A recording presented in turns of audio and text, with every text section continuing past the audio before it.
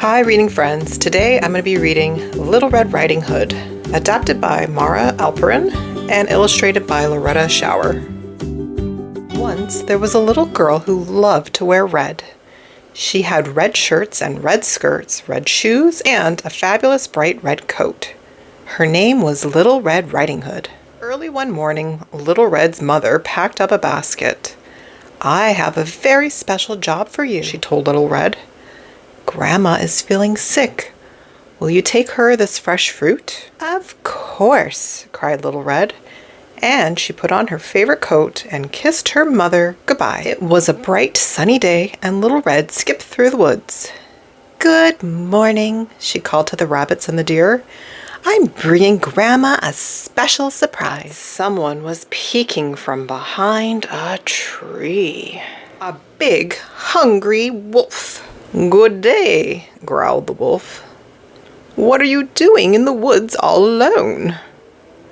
"I'm taking this special basket of fruit to Grandma," Little Red replied. "Yuck," thought the wolf. He didn't like fruit. He liked to eat tasty little girls. So the wolf thought up a plan, a horrible, clever plan. "Why not pick Grandma some pretty flowers?" he said. "Good idea," said Little Red.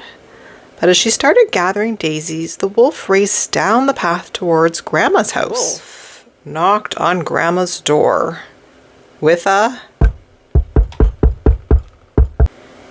Is that you, Little Red, my dear?" cried Grandma. Yes," squeaked the wolf. "Let me in. It's breakfast time."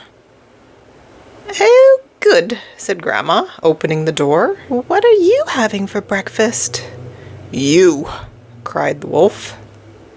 "Oh," yelled Grandma, "you're not Little Red." And she slammed the door right on his big furry nose.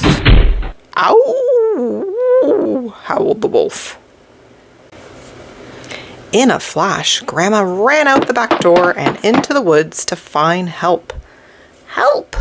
Help!" "That wasn't nice," the wolf growled, rubbing his nose. But now he could put his terrible plan into action. So when Little Red knocked on Grandma's door, it was a deep, scratchy voice that answered, "Come in, my dear."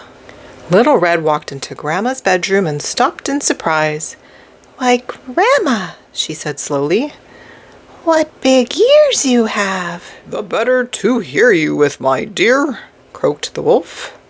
"And Grandma," Little Red said carefully, "what big hairy arms you have." "The better to hug you with, my dear," growled the wolf. "But Grandma," Little Red whispered, "what big teeth you have." "The better to eat you with, my dear," snarled the wolf. And he pounced at Little Red. Just at that moment, the door burst open. In rushed Grandma with the woodcutter. "Stop right there!" yelled Grandma.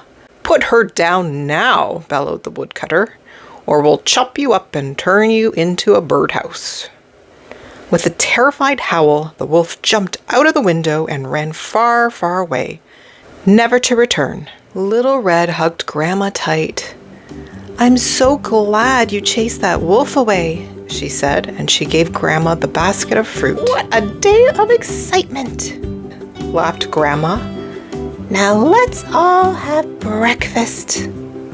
That was Little Red Riding Hood. I hope you enjoyed. Please give it a thumbs up and subscribe, and I'll see you again tomorrow with another story. Bye.